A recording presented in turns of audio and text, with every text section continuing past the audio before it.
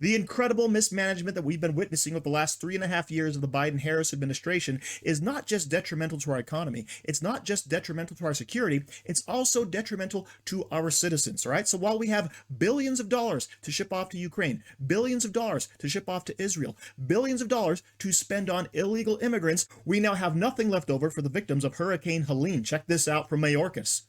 Alejandro Mayorkas sounding the alarm on FEMA funding right after the devastation of Hurricane Helene. Listen. We are meeting the immediate needs with the money that we have. We are expecting another hurricane hitting. We do not have the funds. FEMA does not have the funds to make it through the season. This all comes as the Biden-Harris administration spent over $1 billion from a FEMA program on services for migrants. Yes, you heard that right. FEMA has the money to spend $1.4 billion on illegal immigrants coming into this country. Food, shelter, whatever they want. Gift cards, okay? But for American citizens, what do you get? Nothing. And this is what the leftist Democrats always do. They put American citizens second and the rest of the world first, and we are sick and tired of it. However, if you disagree with the way Kamala Harris is running things, specifically the border, then you might have gender bias, at least according to Mika Brzezinski over on The Morning Joe. Check this out. I still haven't heard a lot of policies. She didn't tell me how she would make the economy better. Opportunity economy. That's a great tagline. Harris. But exactly what does it mean? Denise, what do you fear with Harris? The fact that we don't know where she stands on different policies. And I just don't know Harris well enough. Her policies are weak to me. She's going to go wherever the wind takes her. I don't like that woman. I mean, I don't know her, but just watching her. Those were undecided voters expressing a recurring sentiment that we are seeing a lot of this election cycle. Skepticism about Democratic nominee Kamala Harris. Many undecided voters have cited the need for, quote, more information, despite Harris's nearly 4 years as vice president, debate appearance, and several media interviews. It turns out research shows this hesitation could be more about Harris's gender than her policies. Here to explain, editor of Forbes Women, Maggie McGrath, and MSNBC contributor Huma Abedin. She's vice chair of Forbes and Know Your Values 3050 Summit. Great to have you both. This is something. Maggie, tell us what your team at Forbes Women found out when it comes to research assessing female leaders. Well, Mika, what's really interesting about this specific research is it shows the real-life ramifications of the underrepresentation of women in leadership. Effectively, what researchers found is that when people assess a woman for a role she has never held before, they need to use their imagination, and they are bad at using their imagination, according to this research. Researchers found that people struggle to assess a woman's potential even when they agree she is accomplished. So it's interesting, Huma, we saw a lot of women in the focus groups, and I take it that this is a lot of women feeling that way as well. Is this gender bias?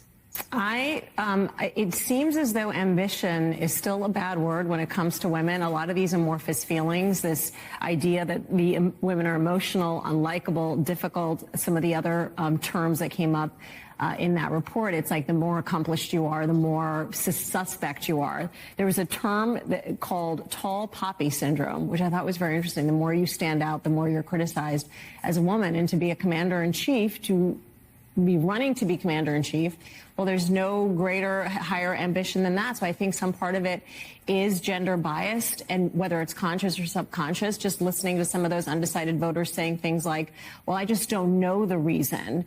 I just don't like her. I don't know enough. Like the man in the car who basically says, I just don't know. I don't like her. And that's why focusing on the policies and the work she's going to do is ever more important these remaining days. So actually wanting to do more research on Kamala Harris's positions is gender bias. Never mind the fact that she's actually flip-flopped on every single issue. Never mind the fact that we have her on video saying that she's against fracking. She wants to get rid of the Trump tax cuts. Never mind the fact she wanted to open up the southern border and call Donald Trump's wall a vanity project, right? But none of that really matters. Your questions are completely unfounded. It's all about the fact that we're not ready for a woman president. How about we wait for a woman president who's who's qualified, because Kamala Harris definitely ain't it. Now, of course, all of this speculation about why people will or will not vote for Kamala Harris, well, sometimes it just boils down to she's not likable, okay? Never mind her past, never mind the things she says, never mind the things she's lied about. She's just not a likable person. She doesn't have any charisma. She has that laugh. However, for some reason, she's still actually connecting with certain voters. And this is what actually has me really scared,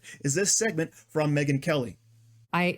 This is not an encouraging report. I mean, it shows it very tight, and you can make the argument that when it's tight, that's a Trump lead, right? That we've heard that, at least at the national level. The experts are saying that doesn't really necessarily apply at the swing state level, but on the national popular vote, a tie goes to Trump, you know, because all these others who like in 2016, Hillary Clinton was up going into that election in the national vote. And yes, she did win the popular vote, but not by as much. Anyway, the secret Trump vote has to be factored in, and we'll find out whether that's still a thing.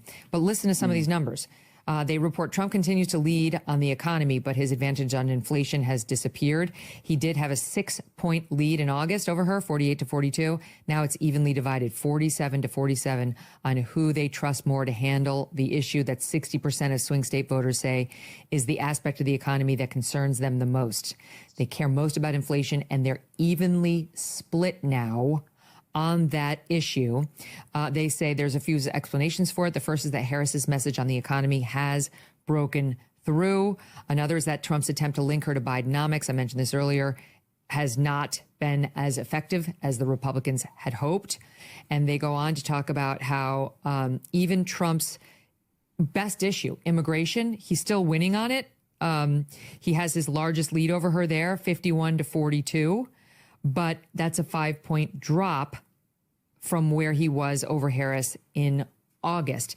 And guys, what this tells me is that her inanity over, I'm going to issue price controls and I'm going to give all first-time home buyers $25,000. And trust me, that's not going to drive up the price of homes for people who aren't first-time home buyers, who are competing against those same people in the market, is working. It's working. She's somehow getting through on it. So this is actually the scary stuff, that Kamala Harris's messaging is actually breaking through with some voters, the people who've actually lived through these hard times the last 3.5 years, with inflation out of control being caused directly by the Biden-Harris regime. But of course, now they're going to trust her to come in and fix the problem that she was part of creating. Now, of course, some of this messaging could be successful because people just want free stuff, right? They want the handouts. They want that money. Ooh, please give me that $25,000 to buy a new house, and of course, expect the house price not to go up. Okay, now this is all reference to the Cook reports, and we don't necessarily know how reliable this information is or how true it is across the board or how it's evenly spread amongst battleground states, etc. But it is one of those data points we have to keep in mind. If Donald Trump is losing on inflation, what's next? All right, he's down on the border, he's down on the economy. Not good news. However, the silver lining, the shy Trump voter, and the fact that Donald Trump traditionally underpolls his actual performance. And hopefully people out there are saying, you know what? We're tired of the free stuff when prices just go up, and all that free stuff then costs us even more. So thank you for watching. Don't forget to like, share, comment, subscribe, and stay safe out there, people, because they're coming after you.